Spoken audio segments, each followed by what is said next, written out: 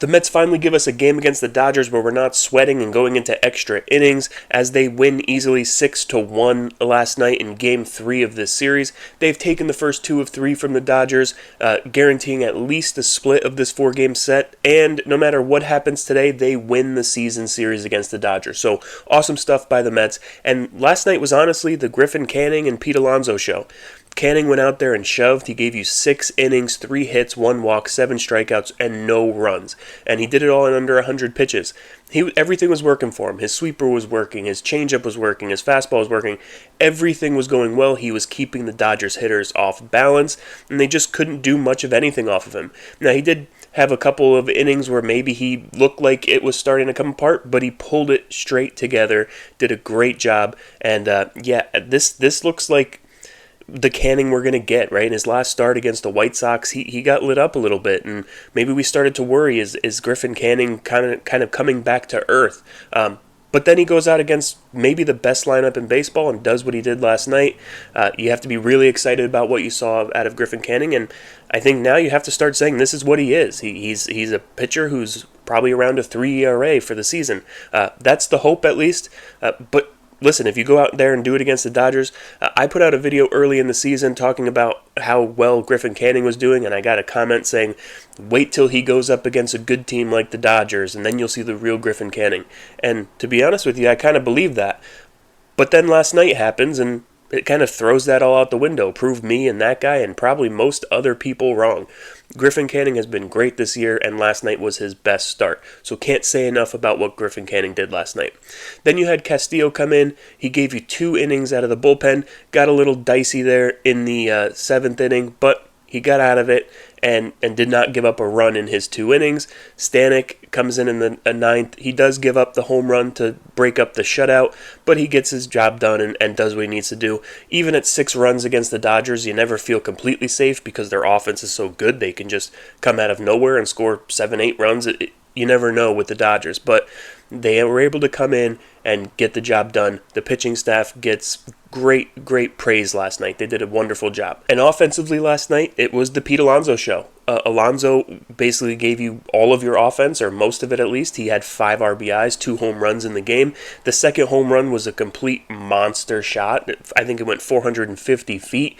Just a great game from Pete Alonso, 5 RBIs. He's now up to 53 on the season. He's just having a great year. He had his little rough stretch there after an incredibly hot stretch to start the season, and now he's getting hot again and really just doing damage. Now, those home runs, or at least one of them, was set up by Juan Soto walking. Juan Soto had 3 walks in last night's game. He looked like Soto. He was shuffling. He was intimidating the pitcher. He was giving those long looks and smiles at the pitcher and nodding his head, and he looked like the Juan Soto that we thought we were getting. And it's the first time we've seen that shuffle. We've seen a little bit of the swagger so far, especially in the last week or so, but last night felt like a Juan Soto was comfortable game. And that's scary. You know, he's hit some home runs lately. He's gotten some extra base hits.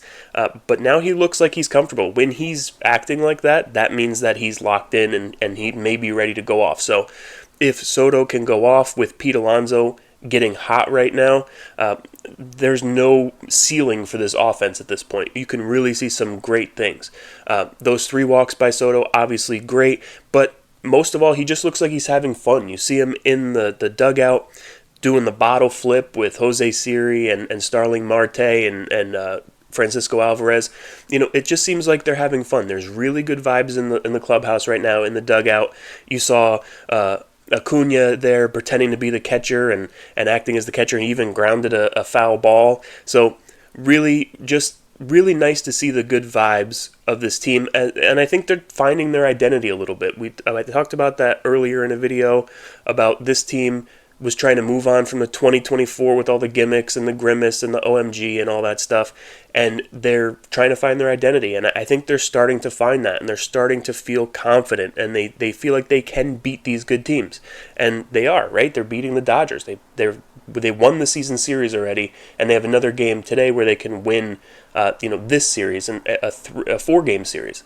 If you can win 3 out of 4 against the Dodgers in LA, you're going to be feeling pretty good about yourself, especially going to Colorado to face the red-hot Rockies, who just swept the Marlins, but they're the Rockies at the end of the day, and you just swept them last week. So I think this is a good opportunity for them to just start feeling really good about themselves and going on a run here. You sweep the Rockies, and you're putting yourself in a really good position. So I'm happy with the way the team is playing right now. There was a couple concerns, right? You saw Lindor take the pitch off of his foot last night in the first inning, and he just didn't look the same the rest of the game. Then you saw him slam down his helmet and get mad and yell. You never see that out of Lindor. You don't see that type of emotion out of him. So clearly his foot was bothering him. Maybe the fact that he wasn't performing in the game was bothering him. And that's a little concerning for me. Not many people were talking about the way he was kind of hobbling around. After that hit by pitch, he was struggling to run the bases. And maybe it's nothing. Maybe it's fine. Maybe it's just a bruise and he woke up today and he's fine. But it was concerning to me to watch him run around kind of hobbled on that foot. He's a guy who likes to play every day. He's probably not going to say if he's hurt or he doesn't want to go get an x-ray or whatever. But it's concerning. If Lindor is hurt and has to miss any time, it's going to hurt. It's going to be tough for the Mets to overcome that. But I don't know. Maybe I'm just overreacting. It just looks strange to me and nobody was really talking about it. It was kind of strange. Also, listen, the offense after the first inning, in between the 2 Alonso home runs, kind of went to sleep for a while. The Mets only had 4 hits in this game. Now, Gonsolin settled in that game and was able to pitch pretty well. And Gonsolin's a better pitcher than what his ERA tells you. He hasn't been good the last couple years, but he has good stuff. He's fine. He's a decent pitcher. So I'm not putting it all on the offense, and they scored 6 runs. I'm not going to complain about that, and you beat the Dodgers. I'm not going to sit here and try to cause fear for everyone. But it is concerning that you only get 4 hits in a game, and yes, they had some base runners, but they only left 4 guys on base. They didn't have that many base runners. They had 10 base runners in 9 innings, and they had a couple hit by pitches, a few walks, but overall, their offense was Pete Alonso, and he did all the heavy lifting. It felt like the first month of the season where Alonso was the only one hitting. So, yeah, not great, but they got the win. They're going for a series win today. I'm just nitpicking here at this point.